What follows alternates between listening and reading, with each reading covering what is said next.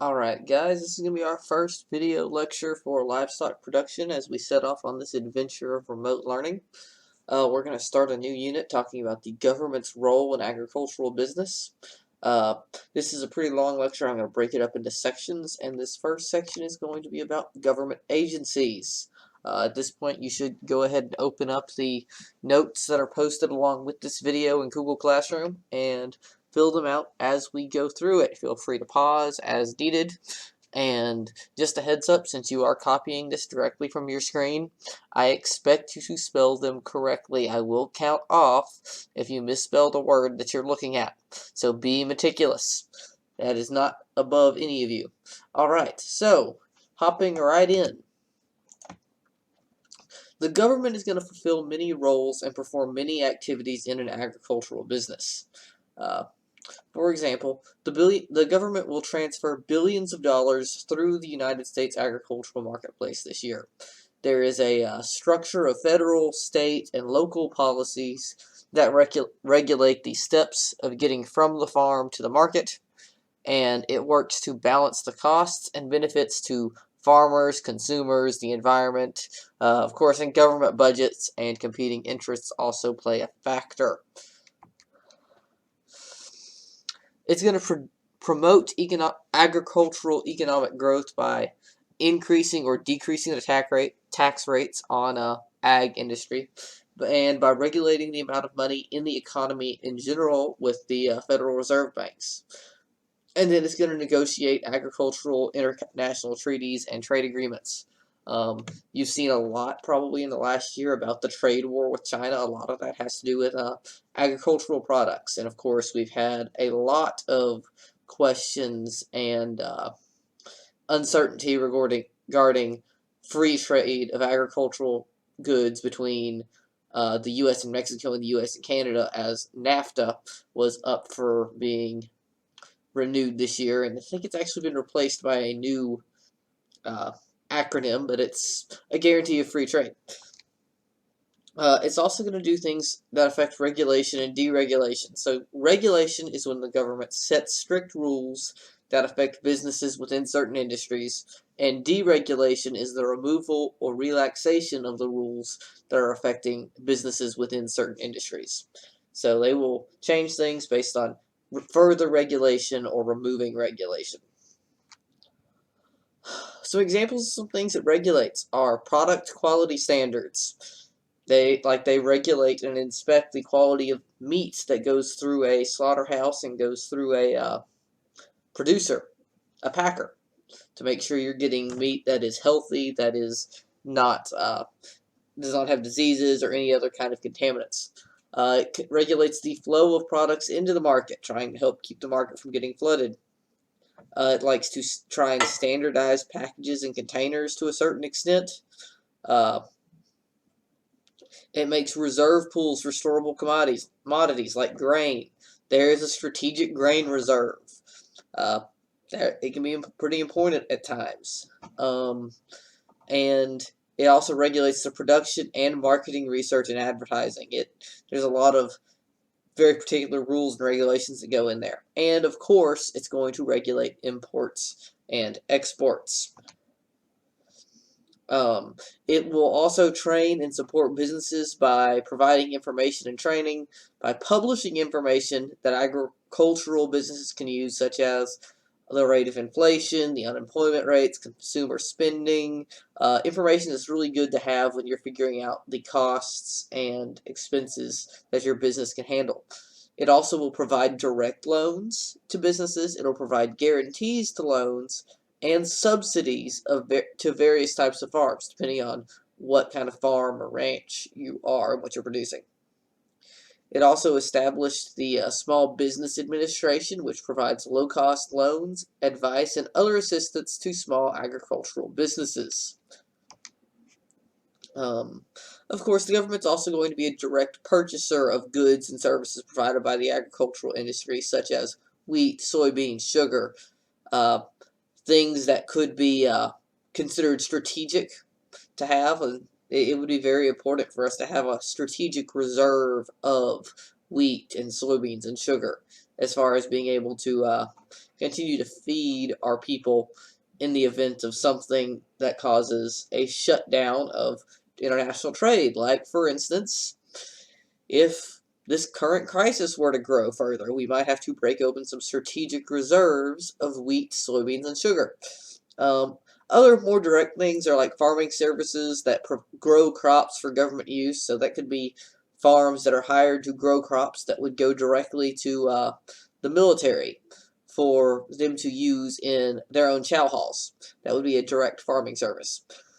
It also constructs and provides maintenance for various transportation systems. The railway system and the interstate system are very critical to our national infrastructure as far as farming goes and getting crops and animals and finished goods to and from the producer and the consumer.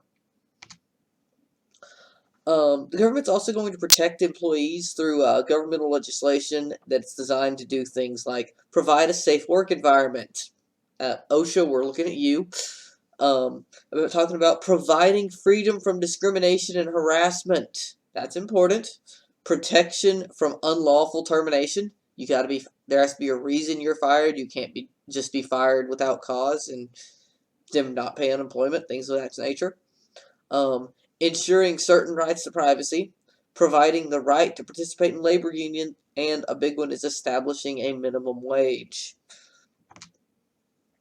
The government is going to create several laws that are what's enforcing these things, like the Food and Agricultural Act of 1965, the Agricultural Act of 1970, the Food and Agriculture Act of 1977, the Agricultural Food Act of 1981, the Food, Agriculture, Conservation, and Trade Act of 1990, the Farm Security and Rural Investment Act of 2002. We've passed a law or two about agriculture as the years have gone by.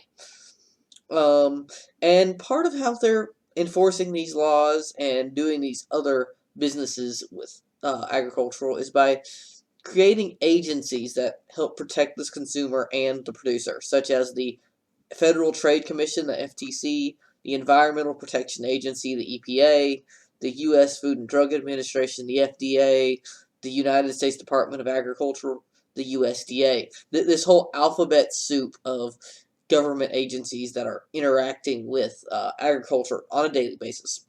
So what is the first one? The Federal Trade Commission, the FTC. It was founded in 1914, and it promotes a free and fair competition in the marketplace. It's going to protect consumers by preventing false and deceptive business practices in the marketplace. So this is going to be what's regulating your commercials. Make sure your commercials aren't lying, aren't telling blatant lies.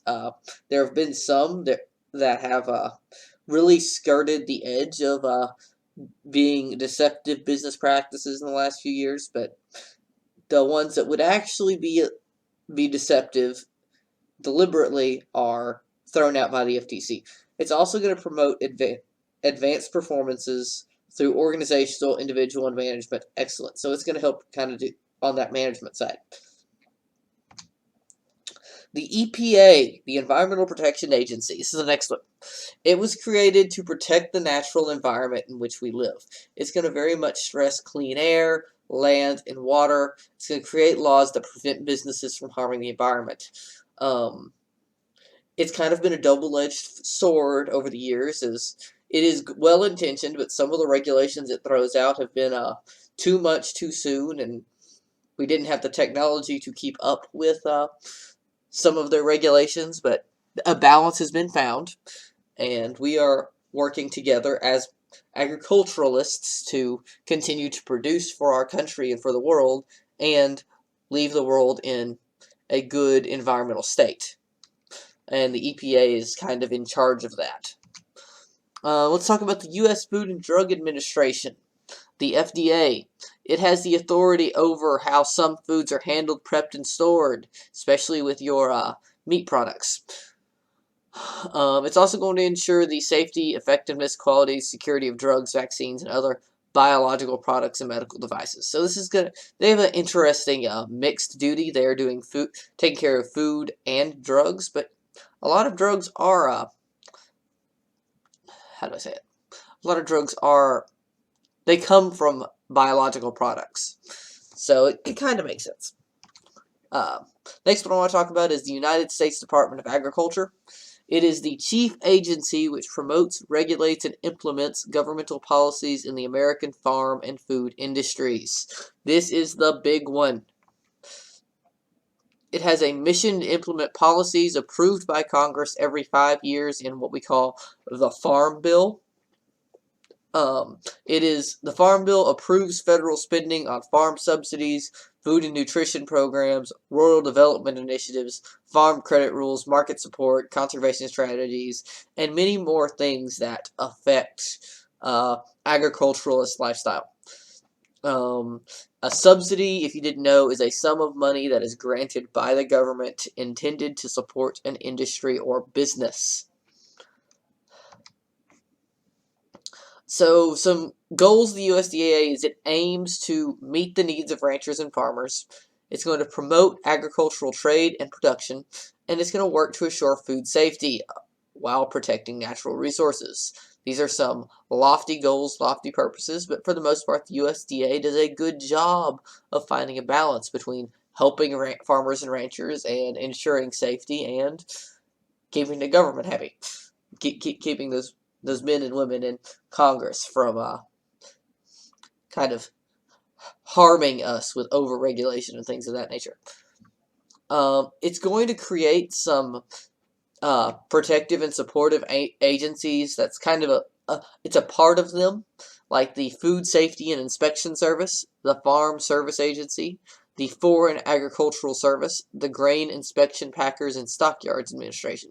So these are all kind of departments within the USDA that each have a specialized purpose.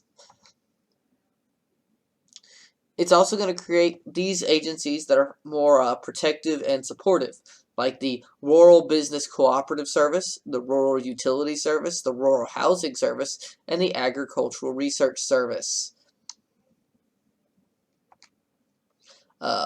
If we've been talking about at the national level, well, let's hop down to the state level as we round out this part of the lecture. Government agencies promote local agricultural products. They provide food safety and inspection services, soil conservation and environmental protection. Their policies will regulate the production, transportation, processing, and marketing of agricultural commodities, all at the state level. So it's going to be a little bit more localized. Kind of take regulations that are very dependent on your region and your climate. We won't have the same regulations at the state level as Wisconsin or Georgia or Kansas because we've got a different environment and a different kind of people. And then at the county and municipal level, those governments are going to endorse agricultural education in schools and through public organizations. They will have policies that regulate the size of farming operations that are permitted at their respective communities and approve laws related to farmers markets, community gardens, and food assistance programs. All right, that's where we're going to stop this lecture. Make sure you complete the notes that were assigned along with it. They are due by 4 o'clock Friday. All right, have a good week.